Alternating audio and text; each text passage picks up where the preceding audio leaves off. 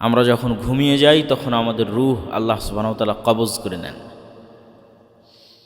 কেননা আমি যে দেখছি এটা রূহের কাজ, কলবের কাজ। আমি যে শুনছি এটা রূহ এবং কলবের কাজ। চিন্তা করছি, বুঝতেছি, এটা রূহ এবং কলবের কাজ, ব্রেনের কাজ। এদের সমন্বয়ে সংগঠিত হয়। তো যখন আমরা ঘুমিয়ে যাই তখন আমাদের শরীরের সব অঙ্গ প্রত্যঙ্গ ঠিক থাকে। লিভার কাজ করে, কিডনি কাজ করে, হার্ট কাজ করে, রক্ত সঞ্চালন থাকে, ব্রেনও কাজ করে, কিন্তু আমাদের রূহ থাকে না। তাহলে কি কি কাজ বন্ধ হয়ে গেল রূহ না থাকাতে? দেখা বন্ধ হয়ে গেল, ঘুমের মধ্যে আমরা দেখতেছি না। শোনা বন্ধ হয়ে গেল, ঘুমের মধ্যে আমরা শুনতেছি না। চিন্তা করা বন্ধ হয়ে গেল, বুঝা বন্ধ হয়ে গেল। ভালোবাসা, রাগ, কান্না, ক্ষোভ, দুঃখ, অহংকার, হিংসা, ঘৃণা, অনুভূতি বলতে যা আছে সব বন্ধ হয়ে গেছে। এগুলো সব এই মেশিনের মাধ্যমে হয়, যেটা কলব, যেখানে রূহ থাকে। ঘুমের সময় এ নাই, অফ, আর কার্যক্রম বন্ধ।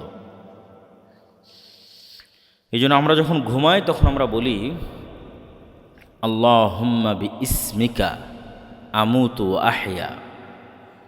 যদি আমরা বলতাম আল্লাহুম্মা বিইসমিকা আনামু ওয়া আইকাজ, মাদ্রাসার ছাত্ররা ভালো বলতে পারবে যে বিইসমিকা আনামু ওয়া আইকাজ মানে হে আল্লাহ আপনার নামে ঘুমাই, আপনার নামে ঘুম থেকে উঠি।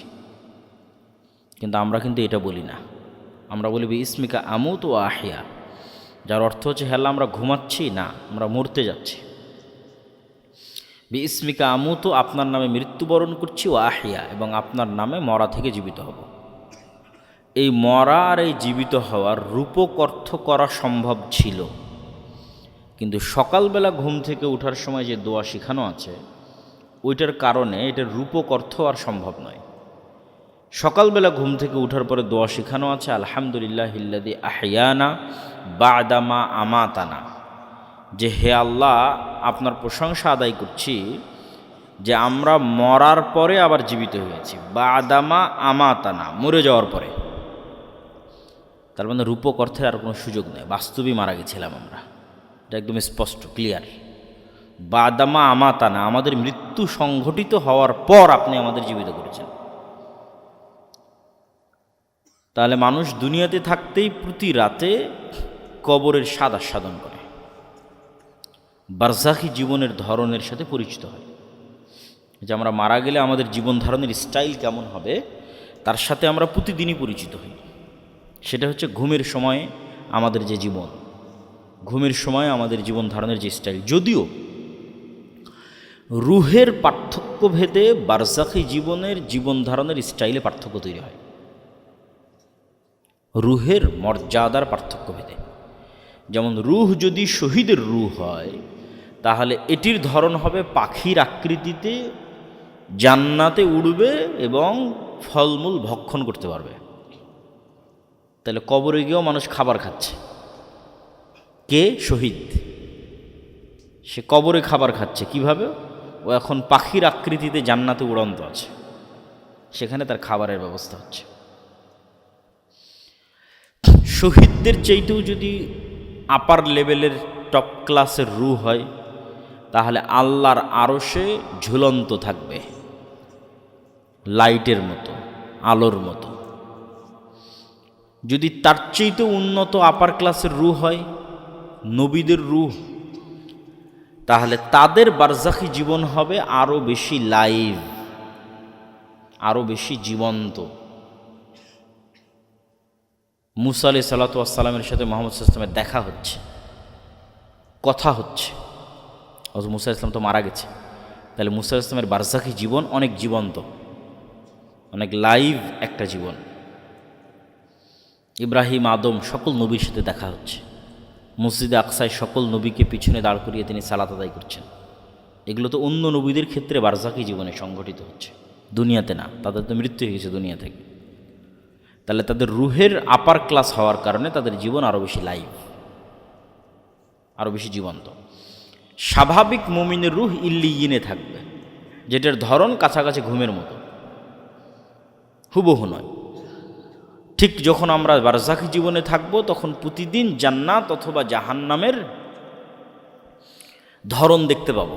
যেমন দুনিয়াতে থেকে প্রতিদিন কবরের ধরন দেখতে পাচ্ছি, কবর কেমন হবে, ঘুমাতে যাচ্ছি দেখছি, ঘুমাতে যাচ্ছি দেখছি। ঠিক মারা যখন যাব বারজাখী জীবনে, তখন প্রতিদিন দেখবো জান্নাত জাহান্নাম কেমন হবে।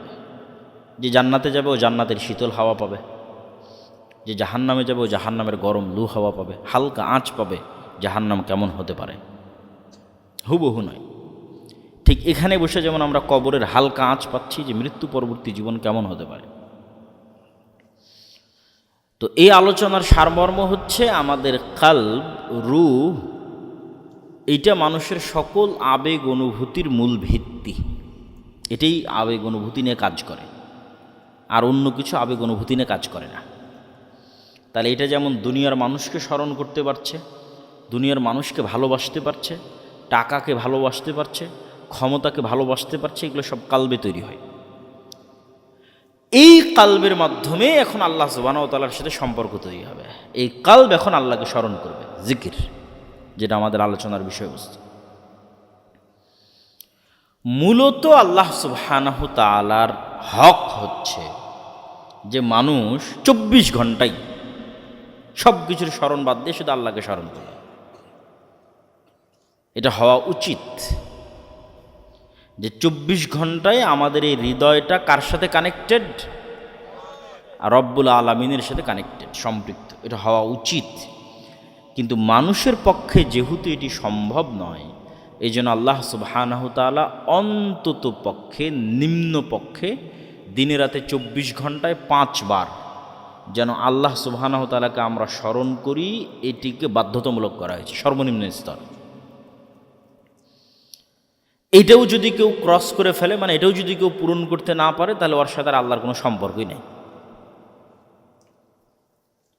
ও আল্লাহ সুবহানাহু ওয়া তাআলার গন্তির মধ্যেও নাই, কাউন্টের মধ্যেও নাই, গণনার মধ্যেও নেই, শেষ।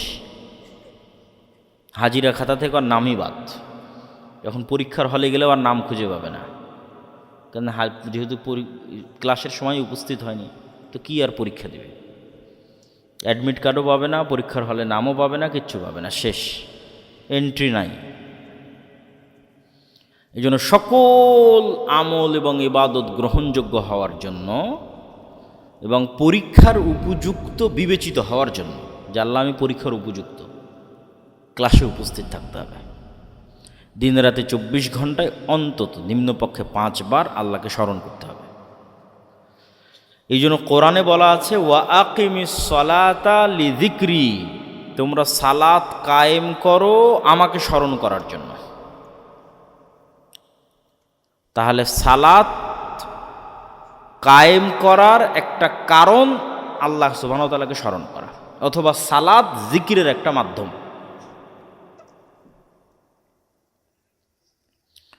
তো সালাত যে জিকিরের একটা মাধ্যম, এটার দুই একটা দলিল বলি যে সালাত জিকিরের মাধ্যম।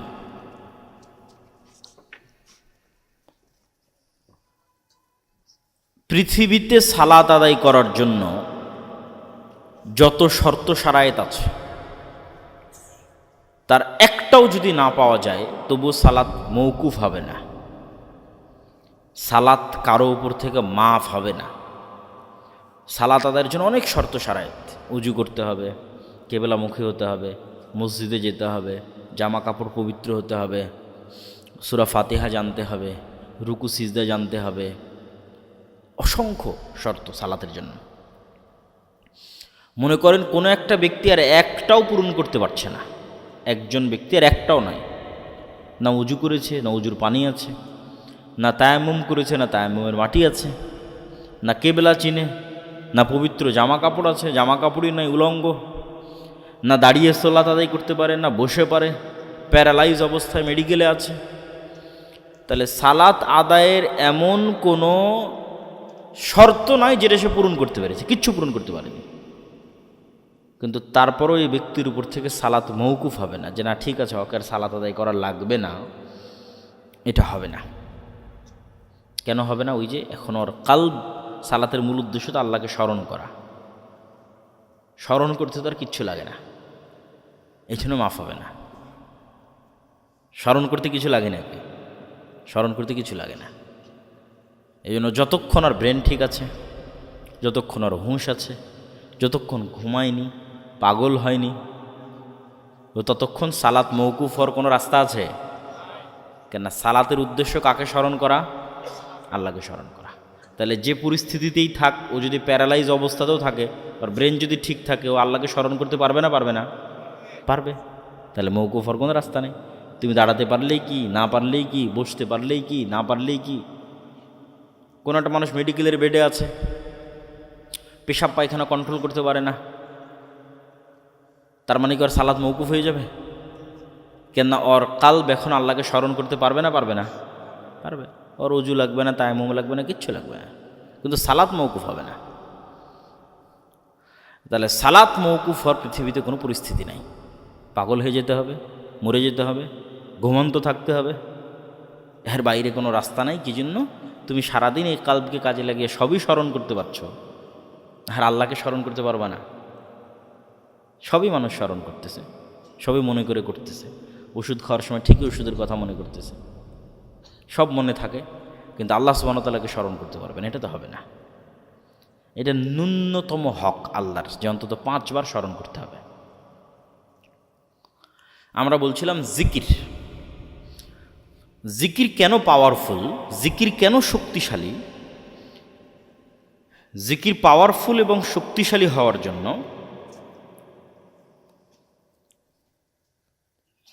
দুটা, আমি 2 মিনিট একটু সময় নেব। আসসালামু আলাইকুম ভাই, যে লোগোটা তো এখনো পেলাম না।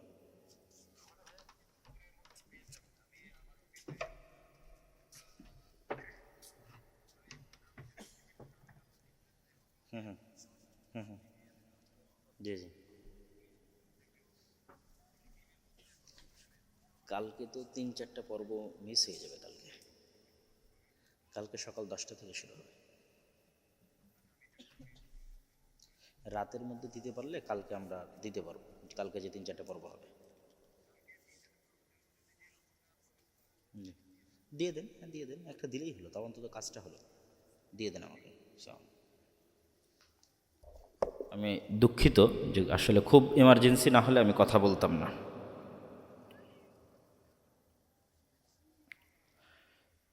জিকির কেন শক্তিশালী, জিকির কেন পাওয়ারফুল, তা বোঝানোর জন্য আপনাদের 2-একটা উদাহরণ দেই। জিকির পাওয়ারফুল এবং শক্তিশালী এটা বুঝতে হলে আপনাকে বুঝতে হবে সাউন্ড এবং আওয়াজ পাওয়ারফুল। সাউন্ড এবং আওয়াজ পাওয়ারফুল কেমনে বুঝবেন, এটাই বোঝানোর জন্য আমি চেষ্টা করব। এটাই আজকের বক্তব্যের মূল বিষয়। আপনাকে বুঝে যেতে হবে যে আওয়াজ পৃথিবীতে সবচেয়ে পাওয়ারফুল। এইটা বুঝতে পারলেই আপনি বুঝবেন জিকির কেন পাওয়ারফুল। আওয়াজ কি? এই যে আমি এখন বক্তব্য দিচ্ছি, এটা আওয়াজ। আপনার কাছে মনে হচ্ছে আমি বাংলায় বলতেছি, আপনি শুনতেছেন, কিন্তু আসলে এটা আওয়াজ। কেমনে আওয়াজ? এখানে যদি একটা চাইনিজ লোক বসে থাকে, ওর কাছে আমার বক্তব্য আওয়াজ না বক্তব্য? আওয়াজ। আর এখানে বসে যদি একটা চাইনিজ বক্তব্য দেয়, তাহলে ওর বক্তব্য বক্তব্য না আওয়াজ? তাহলে আলটিমেটলি আওয়াজ তৈরি হচ্ছে। আওয়াজের ভিন্নতার কারণে ভাষার ভিন্নতা, ভাষার ভিন্নতা আলটিমেটলি আওয়াজের ভিন্নতা। আওয়াজের একটা ফরম্যাট, আওয়াজের একটা ধরন। আমি বাংলা উচ্চারণ করতেছি, এটা আলটিমেটলি আওয়াজের একটা ধরন। এবার এটাই যখন আমি ইংরেজিতে উচ্চারণ করবো, আওয়াজ ভিন্ন হয়ে যাবে। মাই নেম ইজ আবদুল্লাহ, এটা একটা ভিন্ন আওয়াজ। আনা আবদুল্লাহ, এটা একটা ভিন্ন আওয়াজ। তাহলে আলটিমেটলি এগুলো আওয়াজ। তো ঠিক এই আওয়াজেরই এমন একটা ধরন আছে, যেই ধরনটা আমি যদি বলি, এখন পিঁপড়ার আওয়াজ যদি আমি জানতাম, তাহলে আমি এখন ওই স্টাইলের আওয়াজটা উচ্চারণ করলে পিঁপড়াকে বলতে পারতাম, পিঁপড়া তুমি ডানে যাও।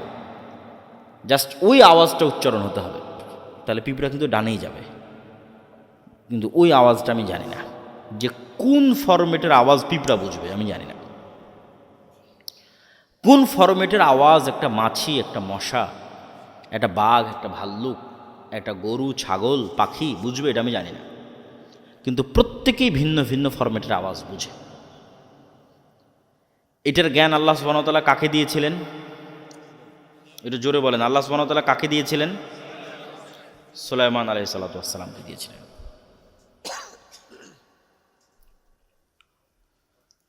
তাহলে একটা পয়েন্ট আমরা বুঝলাম যে পৃথিবীর সকল সৃষ্টিজীবের মধ্যে আন্তঃযোগাযোগ সম্ভব কি দিয়ে?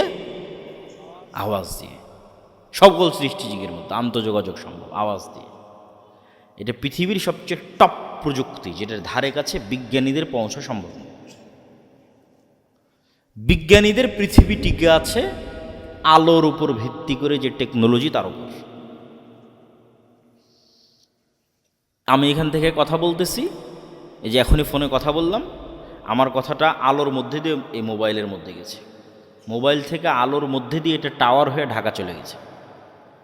এখন কথা বলতেছি, লন্ডনে বসে মানুষ শুনতেছে, এখন বাজতেছে আমার কথা এখান থেকে। এখন কেমনে লন্ডন যাচ্ছে, আওয়াজ আলো যাচ্ছে, যে আলোর সাথে যাচ্ছে। তাহলে আলো ডাটা ট্রান্সফার করে। পৃথিবী যেদিন সৃষ্টি হয়েছে ওই দিন থেকেই করে, মানুষ জানতো না, আজকে মানুষ জানতে পেরেছে। তাহলে আধুনিক প্রযুক্তি টিকে আছে আলোর মধ্যে, ডাটা ট্রান্সফার হয় তার উপরে টিকে আছে। আর আমরা বলতেছি এর চাইতেও এমন এক শক্তিশালী প্রযুক্তির কথা, যেটা আওয়াজ ভিত্তিক, যেটার ধারে কাছে বিজ্ঞানীরা নেই, যেটার কিছু জ্ঞান আল্লাহ কাকে দিয়েছিলেন আবার বলেন তো? সুলাইমান আলাইহিস সালাম দিয়েছিলেন।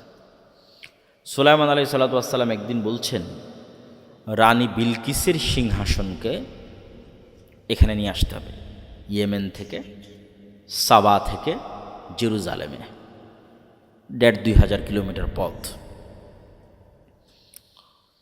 তো ইফরিত নামক একজন জিন বলছে যে আপনি যেখানে বসে আছেন এই বসা থেকে উঠার পূর্বে সিংহাসন নিয়ে আসবো।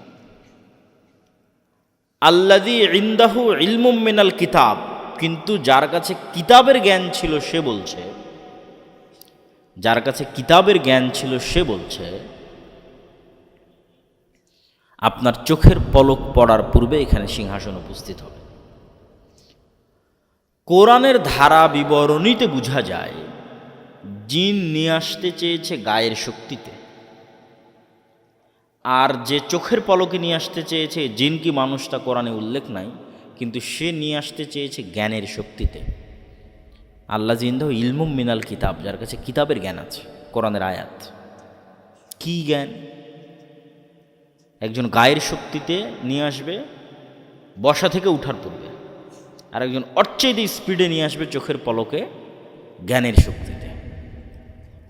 তো মুফাসসিরগণ লিখেছেন, আল্লাহ সুবহানাহু ওয়া তাআলা ভালো জানেন, তবে অনেকগুলোর মধ্যে এটাও একটা হতে পারে, বরং এটার হওয়ার সম্ভাবনা চান্স বেশি। সেটা হচ্ছে সুলাইমান আলাইহিস সালামের যিনি ওহী লেখক ছিলেন আসিফ, তিনি হচ্ছে ইনি যিনি যার কাছে কিতাবের জ্ঞান ছিল বলা হচ্ছে। আল্লাযী ইনদাহু ইলমুম মিনাল কিতাব, কি কিতাবের জ্ঞান ছিল?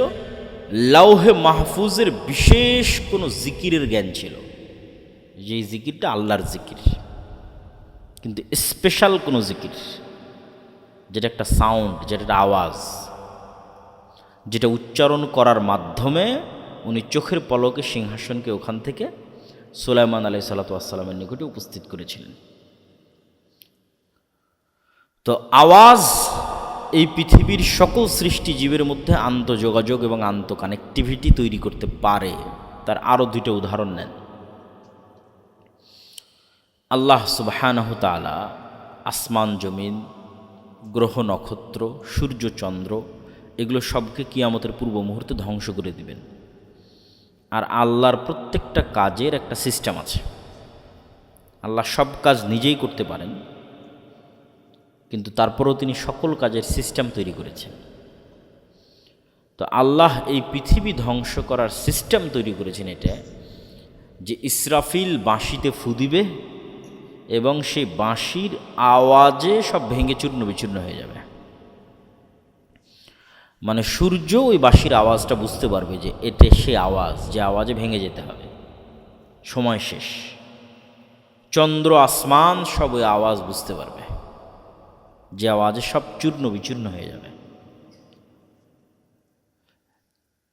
যেমন আজকের আলোর যে প্রযুক্তি, যেটার মধ্যে দিয়ে আমার বক্তব্য লাইভ যাচ্ছে, আপনারা ফোনে কথা বলতেছেন, ইন্টারনেট চলতেছে, এই আলোর প্রযুক্তি বা ওয়েভ বা তরঙ্গ ব্যবহার করে ইসরায়েল ইরান এবং হামাসের নেতা এবং বিজ্ঞানীদের হত্যা করতেছে। কিভাবে? এই মোবাইলটা যদি এখন নেটওয়ার্কের সাথে কানেক্টেড থাকে এবং ইন্টারনেট থাকে, তাহলে ইসরায়েল চাইলে এই মোবাইলকে এখানে বিস্ফোরণ ঘটাতে পারবে। আমার হাতে এখন বিস্ফোরণ হবে এখানে। এভাবেই সবার নিজ নিজ বাড়িতে পকেটে মোবাইলে বিস্ফোরণ হয়ে গেছে। কিভাবে? এই মোবাইল ওয়েভ রিসিভ করে, কেন এটা আলোর তরঙ্গ নিয়ে তো কাজ করতেছে, কথা রিসিভ করতেছে, কথা বের করতেছে, আলোর তরঙ্গ, ওয়েভ। তাহলে এমন এক প্রকার ওয়েভ তারা আবিষ্কার করেছে যে ওয়েভ ছাড়লে, কোনো নির্দিষ্ট মোবাইলকে টার্গেট করে ছাড়তে পারলে, কোনো নির্দিষ্ট এরিয়াকে টার্গেট করে ছাড়তে পারলে, যেখানে যেখানে ওই মোবাইলে ওয়েভ রিসিভ করবে, মোবাইল ফেটে বিস্ফোরিত হয়ে যাবে। তাহলে আল্লাহ সুবহানাহু ওয়া তাআলা আসমান জমিন ধ্বংস করার সিস্টেম তৈরি করেছেন কিসের উপর? জোরে বলেন তো, কিসের উপর? আওয়াজ, ইসরাফিলের বাঁশির আওয়াজ। আবার যখন সবাই পৃথিবী থেকে বিদায় নিবে, পুনরুজ্জীবিত করার দরকার হবে, তখনও আল্লাহ ইসরাফিলের বাঁশির দ্বিতীয়বারের আওয়াজের মাধ্যমে সকল মানুষকে কবর থেকে জীবিত করবেন। আওয়াজ যে শক্তিশালী এবং তার পাওয়ারফুল, তার আর একটা উদাহরণ নেন। হাফেজ সাহেব যে কোরআন তেলাওয়াত করতেছিল, ওর মধ্যেও আছে এই আয়াত, ইউসাব্বিহু লিল্লাহি মা ফিস সামাওয়াতি ওয়া মা ফিল আরজ। আসমান জমিন এবং তার মধ্যে যা কিছু আছে, তার সকল কিছু 24 ঘন্টা আল্লাহর তাসবিহ পাঠ করে। তো তাসবিহ পাঠের আওয়াজ হয় না? আওয়াজ হয়। শুনতে পাই না কেন? আপনি কি আপনার আশেপাশে চলা পিঁপড়ার আওয়াজ শুনতে পাচ্ছেন? শুনতে পাচ্ছেন না। এরকম আশেপাশে অসংখ্য কিছুর আওয়াজ আপনি শুনতে পান না, অসংখ্য কিছুর। প্রত্যেক সৃষ্টিজীবকে আল্লাহ এক একটা লিমিটেশন দিয়ে তৈরি করেছে, এক একটা সীমাবদ্ধতা দিয়ে তৈরি করেছে, এক একজনের এক এক জগৎ, এবং খুবই সীমাবদ্ধ জগৎ। আপনি আমাকে যেভাবে দেখতেছেন, এইভাবে কুকুর আমাদের দেখে না। যে আমি আব্দুল্লাহ, আমার চেহারা এরকম, আমার দাড়ি এরকম, আমি এতটুকু লম্বা, আমি এতটুকু মোটা, চেহারা দেখে চিনবেন এটা আব্দুল্লাহ, এটা কুকুর চিনতে পারে না। যে চেহারা দেখে চিনবে, ও গন্ধ দেখে চিনে যে এটা আব্দুল্লাহর গন্ধ, এটা অমুকের গায়ের গন্ধ, এটা অমুকের গন্ধ। তো ওকে আল্লাহ সুবহানাহু ওয়া তাআলা চিনার ক্ষমতা দিয়েছে, সূক্ষ্মতা দিয়েছে গন্ধে, মানুষের চেয়ে 10,000 গুণ। মানুষের তৈরি যন্ত্র ওই মানের গন্ধ ধরতে পারবে না। এটা ক্যান্সার সেলের কি গন্ধ হয় মানুষ তো জানেই না, যন্ত্রও জানে না, বিজ্ঞানীরাও জানে না, ওইটাও কুকুর ধরতে পারে। ভাইরাস, করোনা ভাইরাসের মতো গন্ধ, ওটা মানুষ কই পাবে করোনা ভাইরাসের গন্ধ? আর বিজ্ঞানীরা কোথায় পাবে করোনা ভাইরাসের গন্ধ? ওটাও কুকুর পায় করোনা ভাইরাসের গন্ধ। তাহলে গন্ধে এত সূক্ষ্ম। তাহলে আপনি হাজারো জিনিস নাকে নিয়ে বলবেন যে না, এটার তো কোনো গন্ধ নাই, আমার হাতে এখন কোনো গন্ধ নাই, এটাতে কোনো গন্ধ নাই। তাহলে আসলেই গন্ধ আছে না নাই এটা তো আপনিই জানেন না, কেননা আপনার ওই লেভেলের গন্ধ গ্রহণের ক্ষমতা আল্লাহ দেয়নি। তাহলে আপনার আশেপাশে পিঁপড়া চলতেছে, আর চলার আওয়াজ আছে, ওই আওয়াজ আবার আর এক প্রাণী বুঝতে পারে, 10 কিলোমিটার দূরে থাকা হাতিও বুঝতে পারবে যে এখানে একটা পিঁপড়া চলতেছে, যাদেরকে আল্লাহ এরকম শ্রবণের সূক্ষ্মতা দিয়েছে। তাহলে এই প্যান্ডেলও তাসবিহ পাঠ করতেছে, এই চেয়ারও তাসবিহ পাঠ করতেছে, আমাদের জামা কাপড়ও তাসবিহ পাঠ করতেছে, আশেপাশে যা দেখছেন সব তাসবিহ পাঠ করতেছে, এবং প্রত্যেক তাসবিহ পাঠের কি হচ্ছে? আর একটু জোরে বলেন, কি হচ্ছে? আওয়াজ হচ্ছে। এই পর্যন্তই শেষ নয়, এর চাইতে আশ্চর্য হচ্ছে, রাসূলুল্লাহ সাল্লাল্লাহু আলাইহি ওয়াসাল্লাম বলছেন, মুয়াজ্জিন যখন আজান দেয়, তখন যতদূর পর্যন্ত তার আজানের আওয়াজ যায়, ততদূর পর্যন্ত সকল সৃষ্টিজীব, কীট পতঙ্গ, পঙ্গপাল, জীব জন্তু, জানোয়ার সব বুঝে যে এটা আজানের আওয়াজ। আল্লাহু আকবার, আল্লাহু আকবার, এটা বুঝে এটার পক্ষে কিয়ামতের মাঠে সাক্ষী দিবে। আল্লাহু আকবার। তাহলে ওরা যেমন 24 ঘন্টা তাসবিহ পাঠ করতেছে, আওয়াজ তৈরি করতেছে, তেমন তাসবির আওয়াজটা ওরা কি করে? বোঝে।